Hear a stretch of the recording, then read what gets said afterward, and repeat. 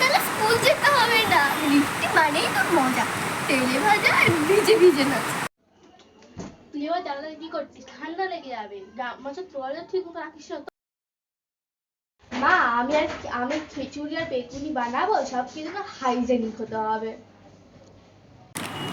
আমি তো ঝালমুড়ি ঝাল দিয়ে খাই আর চাই, রেনিডে স্পেশাল। তুই এই নোংরাতে খাস কিভাবে? বৃষ্টি মানেই ভাইরাস, ঠান্ডা লাগা, ছাতা ছাড়া বাইরে যাওয়া মানা। এটাই তো লাইফ দিদি, তুমি শুধু নিয়ম করো। আমি আগেই বলেছিলাম এই সময় বাইরে কাপড় শুকোতে দেবি। আমি তো দিয়েছিলাম, আমার কি দোষ? রোদ উঠবে, আকাশে মেঘ, তুই কি জ্যোতিষী?